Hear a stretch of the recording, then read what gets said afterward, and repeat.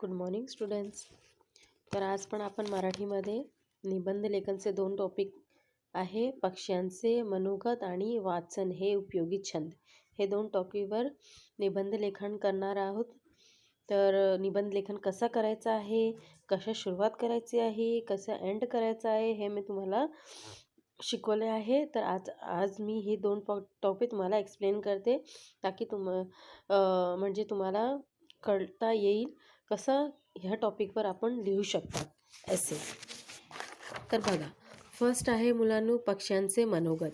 पक्ष्यांचे मनोगत म्हणजे काय, मतलब पक्षी जो बर्ड्स होते हैं उनकी मनोदशा, उनकी जो लाइफ है वो कैसी होती है, उससे रिलेटेड. तो इसके मुद्दे दिए हुए हैं. पक्ष्यांचे घर, दिनचर्या, पक्षियों का घर कैसा होता है उसके बारे में लिख सकते हैं हम. दिनचर्या यानी उनका दिन कैसे गुजरता है. ससरण्याचा हल्ला, ससारण्याचा हल्ला यानी कि मतलब कि उनके घोंसलों पर काफ़ी लोगों के हमले भी होते हैं, उससे बचना, अपने बच्चों को बचाना. पिलांची काळजी यानी अपने बच्चों की चिंता करना. आहार, खाना क्या खाती है. जंगल तोड़, जंगल तोड़ आजकल हो रही है, पेड़ कट रहे हैं, तो उनका घर तो उसी पे होता है, तो वो कहाँ जाएंगे. तो ये कॉन्सेप्ट आप लोगों को समझ में आया कि पक्ष्यांचे मनोगत. तो पक्षियों के बारे में हमें पूरा लिखना है. तर तर कसा कसा हे मुद्दे तुम्ही वाचून आपल्या माइंडवर कसा करायचा आहे ते विषयाचं टॉपिकचा एक काल्पनिक नॉलेज क्रिएट करायचा, नंतर त्याला लिहायची सुरुवात करायचा. तर फर्स्ट आहे मी एक पक्षी आहे. अन अन अं तर पक्षी काय आहे, पक्षी आपली मनोदशा आपल्याला सांगते आहे. तर कसा करायचा, तिकडे लिहायचा मी एक पक्षी आहे. अथांग आकाशात मी कोठेही उंच भारारी मारू शकतो. मैं ऊंचे आकाश पे कहीं पर भी उड सकती हूँ. झाडावर घरट्यात मी माझ्या कुटुंबाबरोबर राहतो. तर काय आहे की मतलब पूरी आकाश में वो ऊंचे से ऊंचाई पर उड़ सकती है. झाडावर घरट्यान मी माझ्या कुटुंबाबरोबर राहतो. झाड़ पर जो घोंसला बनाया है उसमें वो कुटुंब यानी अपनी फैमिली के साथ रहती है. आम्हाला जंगलात राहण्यात खूप आवडते. हमें जंगल में रहना बहुत पसंद है. सूर्य उगवल्यानंतर आम्ही घरट्यान बाहेर पडतो व संध्याकाळी मावळ्यांना सूर्याबरोबर चारा घेऊन घरट्याकडे परत येतो. जैसे ही सुबह सूर्य उगता है हम घर से बाहर निकल जाते हैं अन्न धान्य अपने पेट के गुजारे के लिए, और जैसे ही शाम को सूर्य डूबने वाला होता है हम चारा लेकर यानी खाने की चीज़ें लेकर के अपने घर लौटते हैं. पण कधी घरट्यातील पिल्ल्यांवर ससारण्यांनी हल्ला केला तर मात्र ते घरटे आम्ही सोडून दुसरीकडे घरटे बांधतो, म्हणजे पिल्लांना संरक्षण मिळते. ससा यानी चूहा वगैरह कभी हमला कर देंगे, बच्चों बच्चों को खा लेते हैं ना, तो चूहा वगैरह अगर कभी हमला कर दिए, तोड़ दिए घोंसला, तो हम वहाँ का घोंसला छोड़कर दूसरे पेड़ पर अपना घोंसला बनाते हैं और वहाँ रहते हैं ताकि हमारे बच्चों की रक्षा हो सके. झाडांवरील फळे व कोवळा पाला आम्ही खातो. झाडेचे स्वच्छ पाणी पितो. क्या करते हैं वो लोग, झाड़ पे जो फल फूल होते हैं वो खाते हैं, स्वच्छ पानी पीते हैं. काही वेळ मात्र जंगलात होणार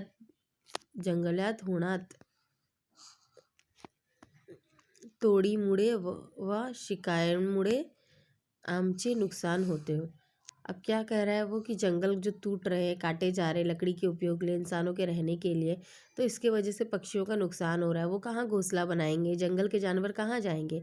ये समस्या सिर्फ बर्ड की नहीं है, ये हर एक एनिमल्स की है जिस जंगल में रहते हैं. अगर हम अपने रहने के लिए वो जगह तोड़ के बना रहे हैं, तो वो उसमें रहने वाले पक्षी और जानवर कहाँ जाएंगे बच्चों. ये सबसे बड़ी समस्या है आज के टाइम पे हमारे सामने रहने की. खूप पाऊस पडत असताना मात्र घरट्यात बसून राहावे लागते. जब बहुत बारिश होती है, तो जैसे हमारे पास घर है बच्चों, वैसे ही वो भी अपने घर में ही बैठकर रहते हैं.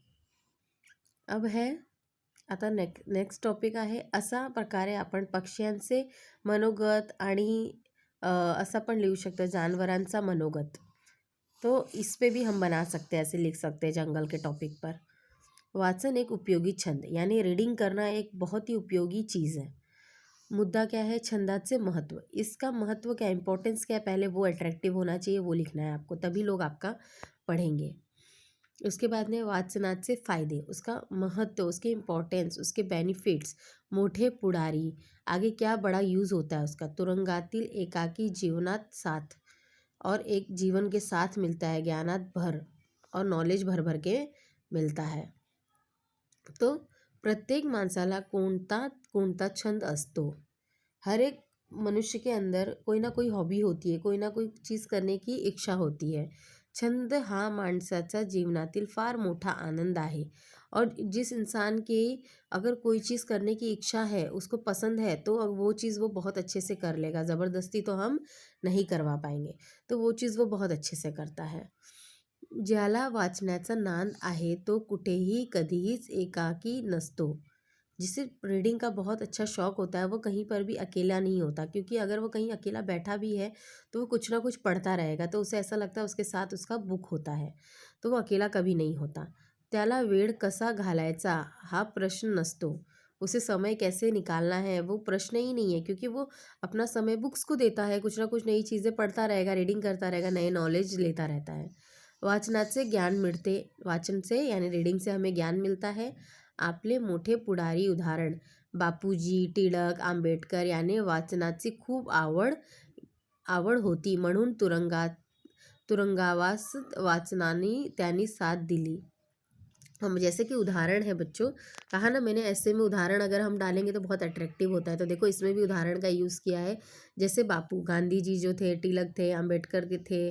तो फिर जब हमारा देश फ्रीडम नहीं था तो ये फ्रीडम फाइटर्स थे, तो इन लोगों को बार बार क्या करते थे, ब्रिटिश लोग पकड़ के जेल में डाल देते थे। तो ये लोग वहाँ अपना टाइम कैसे स्पेंड करते थे, इन्हें रीडिंग की आदत बहुत अच्छी थी।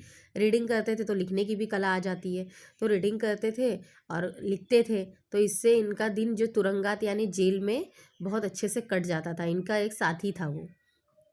वाचनाचा छंद असताना आज कोणत्याही क्षेत्रातील ज्ञान असाध्य नाही। वाचन के क्षेत्र के कारण आज कोई सा भी नॉलेज वाचन की वजह से ही होता है। ऐसा कोई फील्ड नहीं है जो वाचन से अलग होगा, तो ते सहज मिळू शकतो।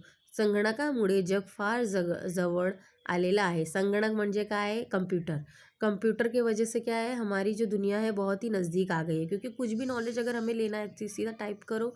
आजकल तो हर कोई इंटरनेट यूज़ करता है, टाइप करो। आज देखो स्कूल कॉलेज सब बंद है, लेकिन फिर भी लोगों की स्टडी चालू है। क्यों? कंप्यूटर के कारण ना, इंटरनेट के कारण। इसके वजह से ही तो हम घर बैठे, आप भी अभी पढ़ रहे हो, जो मैं आपको भेज पा रही हूँ आप पढ़ रहे हो, इसी वजह से ना। तो ये जो कंप्यूटर है इसने सबको बहुत नज़दीक ला दिया है। त्या माध्यमातून खेळ व विरंगुळा या विराम विचारांनीही ज्ञान प्राप्त होऊ शकतो। इससे भी हमें ज्ञान की प्राप्ति होती है, नॉलेज मिलता है। काही लहान मुलेही वाचनाच्या नादामुळे परिकथा, भूतकथा किंवा वैज्ञानिकांचा सहकथाचं वाचनात आपल्याला वेळ घालवतात। बहुत से बच्चे होते हैं जिनको बाल कथा, बच्चों की बुक्स पढ़ना, स्टोरीज़ पढ़ना, फिर साइंटिस्ट लोगों की साइंस से रिलेटेड बुक पढ़ना, ये मतलब हॉबीज़ होती है, अच्छा लगता है, तो उनसे उनका नॉलेज भी बढ़ता है बुक्स पढ़ने से।